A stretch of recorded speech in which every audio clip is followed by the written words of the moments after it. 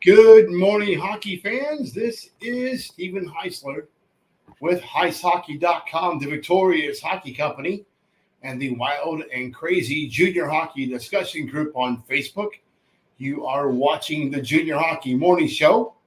We are on the World Sports Broadcasting Network, WSBN.TV, Facebook, Twitter, YouTube. Hopefully, this morning you are enjoying your cup of coffee, enjoying the fine wintry weather of December, wherever you are. A little chilly last night here in the city, beautiful, 54 degrees. And you guys are probably going to be throwing rocks at me for saying such a thing. Well, that is what it is. Today is Wednesday, December 6th, 2023. If I were king, we're going to end the charade of the Joker's draft. If I were the king of hockey, and I'm not, one of the first things we would do is dump the North American Hockey League and North American 3 Hockey League entry drafts once and for all. Yes, the charade is the right word. In an era where players have multiple options, why are leagues so gung-ho about pushing prospects to other leagues? Back in the day, when the old man says back in the day, that means like back in the 90s, okay? Anchorage Scott Gomez was not excited about going to the Sioux City Musketeers of the USHL. Our team, a Junior B team in Alaska, we rostered him with the intent of trading him to Omaha, the team that Scotty wanted to go to. Let's just say that USA Hockey Vice President and Junior Council Chair Dave Tyler was less than impressed with my grand scheme. Ultimately, Gomez went to the BCHL Surrey Eagles on his way to the Western Hockey League and National Hockey Leagues. In retrospect, the USHL lost out on a great asset due to their unwillingness to allow players to go to whatever team they want to go to. These are amateur athletes. No one's paying these kids. So why are we allowing this system to continue? Gomez's choice was Omaha and skating with Mike Hastings. His family felt that was the best overall place for their kid. Surrey in the BCHL was a distant second choice, and the rest is history. Junior players are not professional athletes, and all these drafts are doing is limiting options within certain leagues and pushing kids to other leagues as a result of being drafted by a team they don't want to go to. Today, there are more choices than ever for these players. And not everybody wants to go along with the NEHL and NA3HL's draft picks and choices. Why? Well, it would be easier if the league would maintain some sense of standards. But that hasn't been the case in a long time. Actually, the whole concept of tier standards has been basically eliminated from the Junior Hockey Guidebook. It used to be in the annual guide. You can see it every year. Rules would change and things would change, and they update the guidebook. Well, guess what? No more. That's gone now. And the North American Hockey League and NA3 also posted standards on their webpage.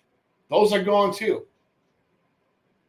The colleges don't draft players, and student athletes have the option of the transfer portal should the realities not live up to the promises made by the school.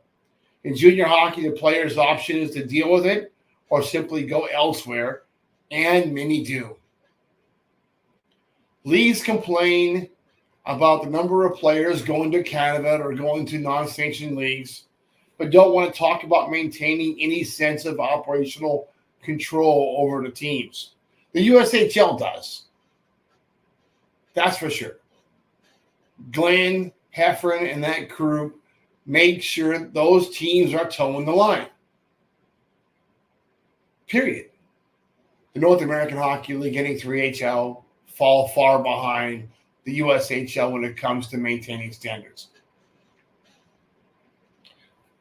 The problem is compounded by 10 when the subject of the NA3HL is raised. It's ludicrous for a player to be drafted by a team he has absolutely no interest in playing for.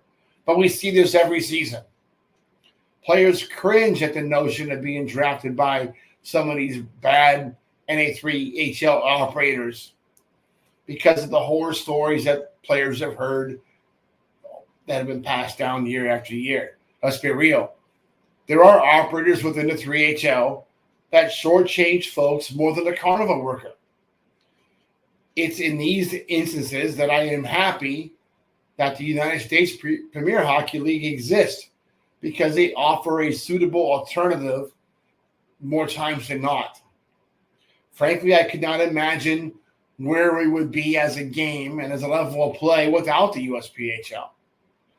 The hierarchy at the NEHL needs to take a really good look at the number of drafted players that actually make it onto their NEHL teams. At the same time, they should also look at the number of drafted NA3HL players that never played for that team at all. And both accounts, the league should look and see where those kids end up playing. That's the thing about facts. They tend to tell a really good story. What the drafts really do is justify the league's big money combines. And that's really what it's about, money. So if money is the biggest determining factor, why continue the charade of selling promises to older players?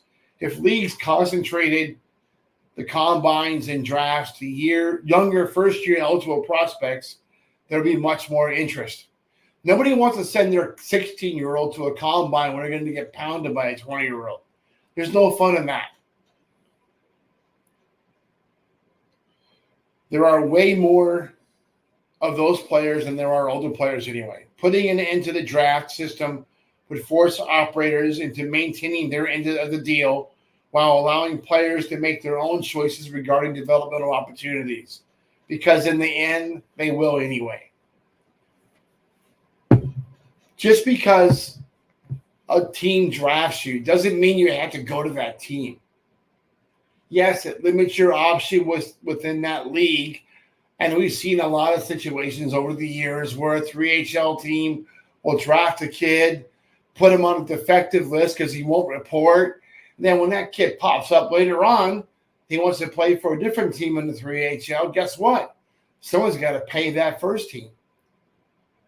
Why should they be rewarded for being a bad operator? Why should they be rewarded for the inability to draft a player that actually wants to go there? That's it for today, folks. Hope that you enjoy your morning coffee and have a great day in hockey.